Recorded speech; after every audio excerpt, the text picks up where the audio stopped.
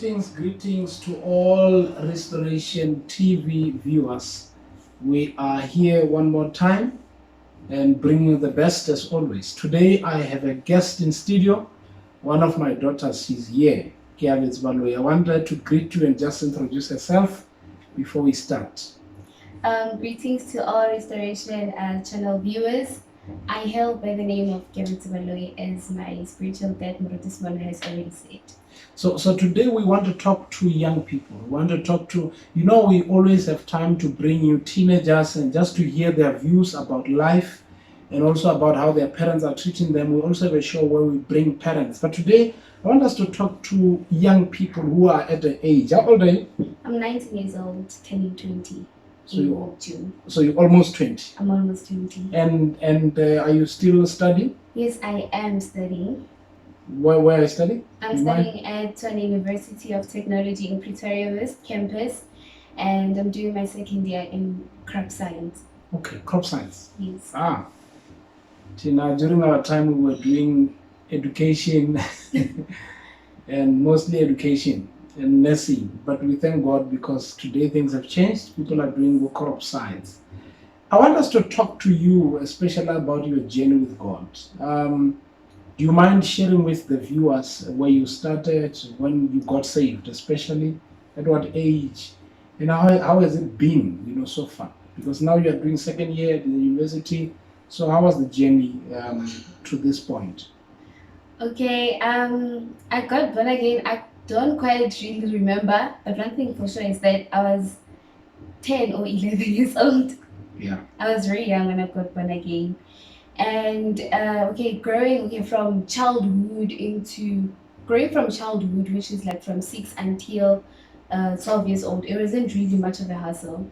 Yeah. I was just a child led by parents and all that until I got to teenage, whereby it's adolescent stage, and I was not at home, I was at boarding school.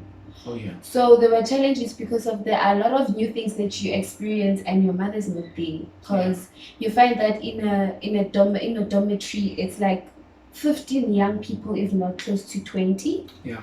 And we are being babysitted or being led by one guardian. So all these hormones, all these moods, and all these behaviors, they have to be managed by one person. But thank God for the foundation that I had, because I can say I grew up in church, and I was taught well. I knew, even though I'm a young person, and there are those times whereby you feel like, no man, I need to be a child. Maybe we need to just go back there. Many young people do not survive adolescent stage. Yes. Today we are living in times where most of them don't even manage to go to the university. Before they get to the age of 18, some of them are already pregnant. A lot has just happened around that age. How did you survive the boarding school? Because a lot of things happen. They would say girls this side, boys that side, but they still find a way of meeting. Yeah. How did you survive? How many years have you been in the boarding school? I was there for 2 years because I started in grade 11 and grade 12. So, but how did you survive? Can I just hear that one? Okay, one thing that I did when I got to boarding school, I made sure that I was close to the guardians. There was one woman. She was babysitting the toddlers. I made sure that I became close to her so that I could get the mother figure that I always had when I was still at home. Yeah. So to me, it was like I have my mother here with me, because every time after school, when I come back from school, I would go to her and then tell her what happened at school. During the weekends when the other kids are there sleeping or studying, whatever, I will still go back to her and all that, because I remember I didn't have friends in grade 11. I only had a friend, one friend even in grade 12. Sure. So I was close to that woman, and she helped me a lot. She rescued me from many things, because I remember when I got to boarding school, I was doing grade 11, but she insisted that I sleep with the grade 10s, meaning that I used to be in the dormitory with the grade 10s. Okay. So what can you say to someone who is still doing grade 7, grade 9, 10, and they aspire to be, better people tomorrow, especially just to pass matric, maybe up to that as a milestone? What advice can you give them? Because there's a lot of pressures. A lot of them don't pass, a lot of them don't finish because of peer pressure and And there's a lot that is going on around that stage. If you were to give advice, from a young person to a young person, what would you say to them? I would say, first of all, look at where you are, your surroundings. They don't really have to be bad, but would you want to find yourself there in 5 years to come? Okay. And another thing is that as young as you are, you can still set goals. Set goals. Okay, I'm in grade 7, I'm doing natural sciences. Do I really want to pass natural science with a level 5, which is like 50%, 60%? Yeah. Don't I want to be also in the top 10? Don't I also want to wear that badge that's written top 10? Sure. That will push you, that will really help you. And think about what your parents are doing, the sacrifices that they're making. Yeah. Because for me to go to that school, it means that they are pushing very hard, and Yeah. I cannot go there just to play. Now in schools you'll find there's pressure from friends. If you're studying too much, they say you act better than everybody else. If you're close to the teachers, they would say, well, now you would think you're holier than thou, and things like that. I think maybe if me and you agree, we would say if you want to survive, you must also close your ears. Yes. And understand why you are there. Because I think it's very important for you to know why you are there. If you don't know why you are there, you will not come back with good results. Yes. Many go there, when they come back, they're failed, they feel like they are also failures in life. Yes. Now you are at the university. University is another level. Yes. There is pressure there.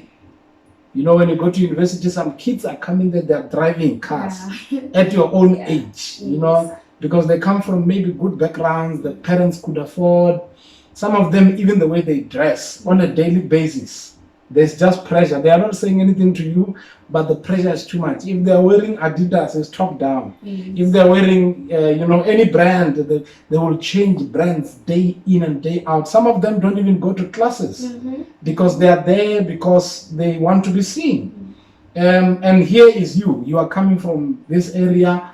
Your parents are just living a normal life. You're not one of the rich, children. Do you survive? How is the pressure there? Do you see the pressure, or everything is just normal? Being honest, there is pressure. I don't want to lie. There is pressure. There is a lot of it. But at the end of the day, I'm not there to go see who has Adidas and to go there be looking. Okay, I want them, and I wish it was me in their shoes. Okay, you wish. And I wish. Yes, I do. I wish.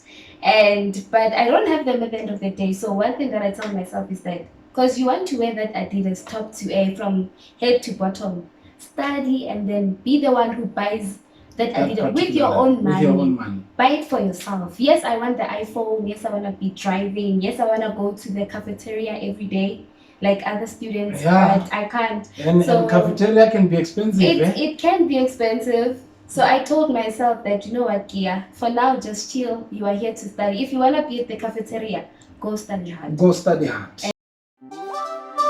Go and make disciples of the nations. Baptize them in the name of the Father, of the Son,